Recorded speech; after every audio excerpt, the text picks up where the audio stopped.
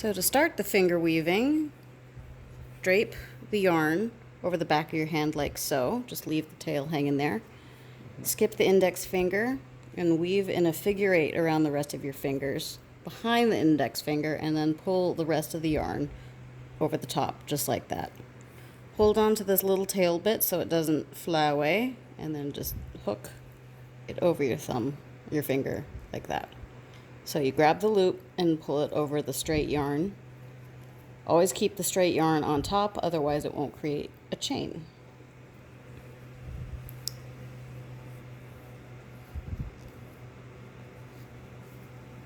Just keep doing that a few times. And eventually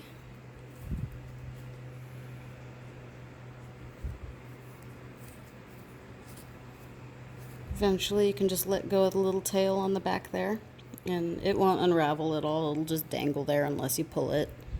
So don't pull it just yet.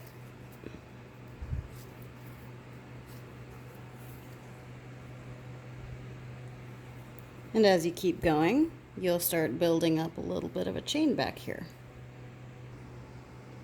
So now I have a good little amount done, and I am running out of yarn. So as I get nearer to the end, all I gotta do is take a new piece of yarn and tie them together, just like so.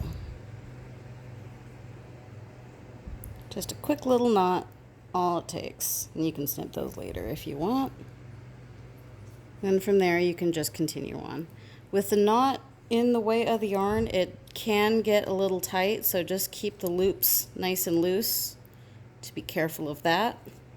Keep it from getting too tangled. And once the knot is all out of the way, you can just proceed on as normal. So yeah, you can either just take it off and unravel it, or you can tie off onto a new piece of yarn and keep going.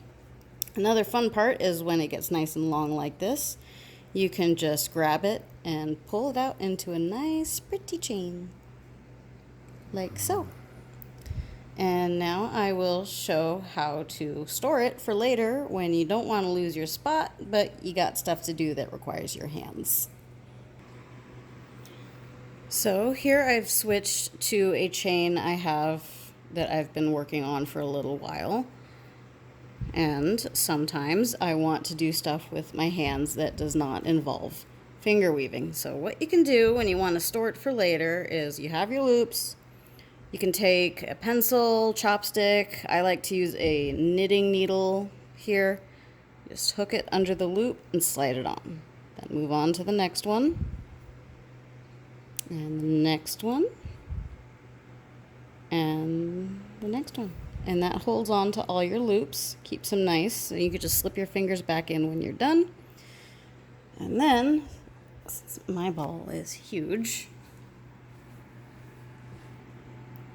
I just poke it in there for safekeeping. And that's finger weaving in a nutshell. Enjoy!